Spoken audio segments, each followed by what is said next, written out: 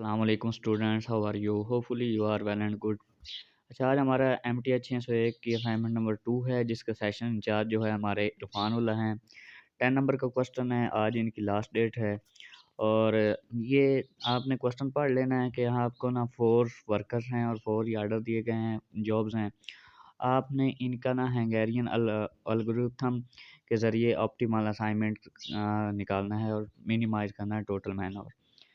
तो इंशाल्लाह आपको कंसेप्ट दिया जाएगा और कंसेप्ट के साथ मैंने इसको सॉल्व कर लिया है। पहले भी मैंने एक वीडियो अपलोड की है दूसरे की निमरा की, मतलब कि निमरा जमील सेशन की। इंशाल्लाह उसमें भी बहुत अच्छा मैंने कंसेप्ट दिया और समझाने की कोशिश की है। इसमें भी मैं सेम उसी तरह ही इंशाल्लाह बहुत अच्छा कंसेप्ट दूँगा ताकि आपको अच्छे से क्लियर हो जाए।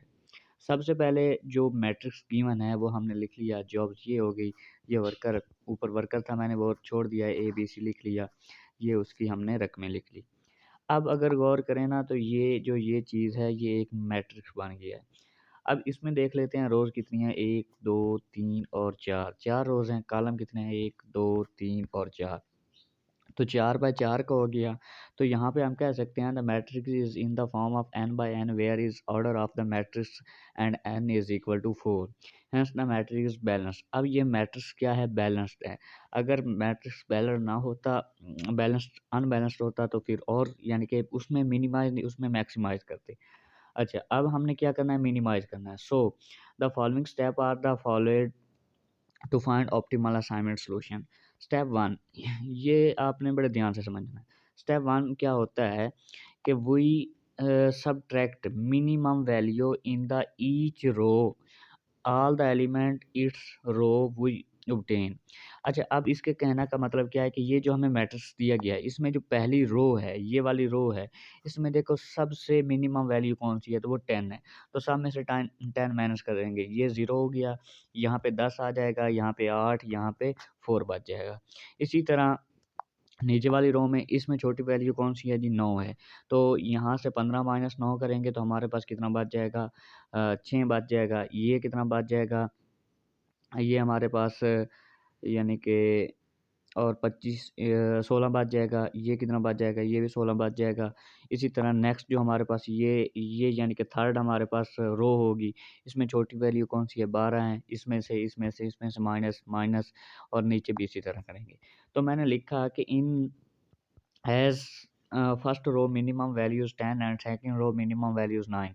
तो मैंने माइनस की, यहाँ पे देखें 0, 10, 8, 4, 6 16, 0, 16 आ गया। इसी तरह नेक्स्ट हमारे पास ये चीज़ बन गई। अब हमने इसी मैट्रिक को, ये जो हमने 0, 0 जिसमें आ गया, इसी मैट्रिक को हमने लेना है। पहले हमने रो वाइज़ किया था, अब हमने किस में करना है? कॉलम वाइज़ करना है। अब कॉलम में फर्स्ट कॉलम में छोटी वैल्यू क्या है? 0 है और सेकंड में क्या है? 7 है।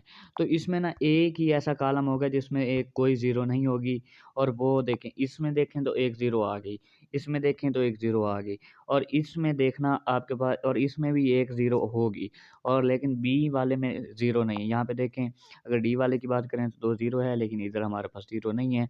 तो अब इनमें देखेंगे मिनिमम वैल्यू कौन-सी बनती है? 10, 16 7, 14 तो हमारी मिनिमम वैल्यू कौन-सी बनती है? 7 बनती है।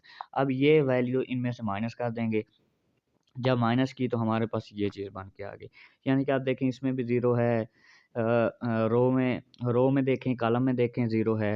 इस सेकंड रो में देखें है, कॉलम में देखें ये 0 है।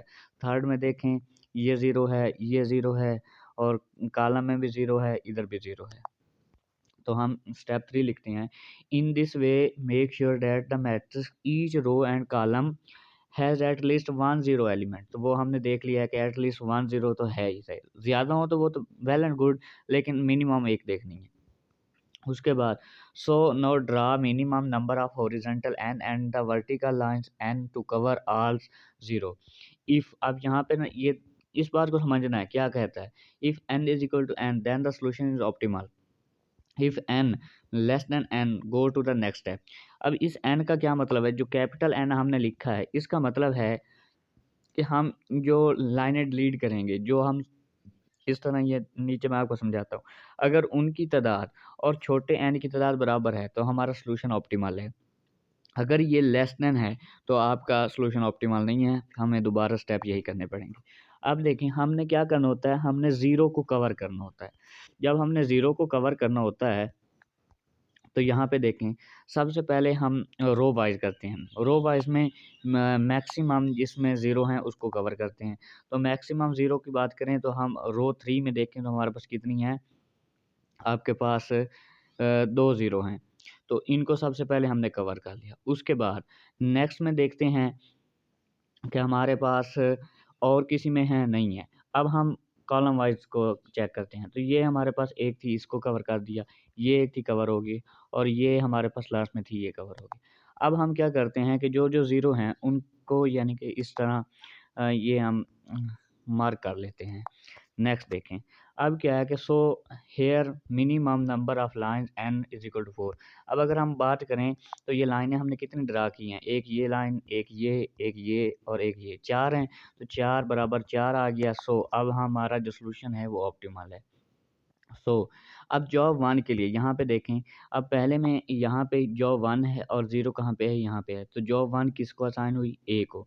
इसी तरह जॉब 2 है और यहाँ पे 0 कहाँ पे है, यहाँ पे, तो सी हो गया। जॉब 3 है तो 0 कहाँ पे है, यहाँ पे है, तो ये 3 बी हो गया। और इसी तरह 4 है तो वो कहाँ पे होगी, डी हो गया। तो ये हमने इस तरह इधर लिख लिया कि जॉब 1 हमारे पास ए, जॉब 2 सी, जॉब 3 बी, जॉब 4 जो है वो डी है।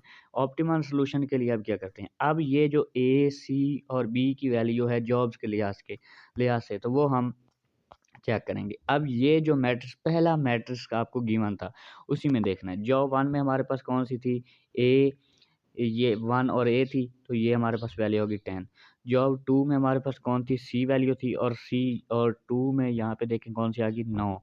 इसी तरह 3 में हमारे पास क्या थी, बी थी, और यहाँ पे बी कौन-सी आ गई, 19। और इसी तरह 4 में हमारे पास कौन थी, डी वैल्यू, और डी में हमारे पास कौन-सी वैल्यू है, 10। अब देखें ये, अब ये देखें 10 और इधर से हमारे पास 19, 9 और 10, इनको जमा करेंगे तो हमारे पास कितना बनेगा, 48 बनेगा। ये हमारे पास इसका ऑप्टिमल सॉल्यूशन आ गया। तो होपफुली इसकी आपको समझ आई होगी, और प्लीज़ मेरे चैनल को सब्सक्राइब कर देना, और वर्ड फाइल चाहिए हो तो मेरा कॉन्टैक्ट नंबर गिवन है, इस पे आप कॉन्टैक्ट कर सकते हैं। मिलते हैं किसी नई वीडियो के साथ, तब तक अपना ख्याल रखिएगा। अल्लाह हाफ़िज़।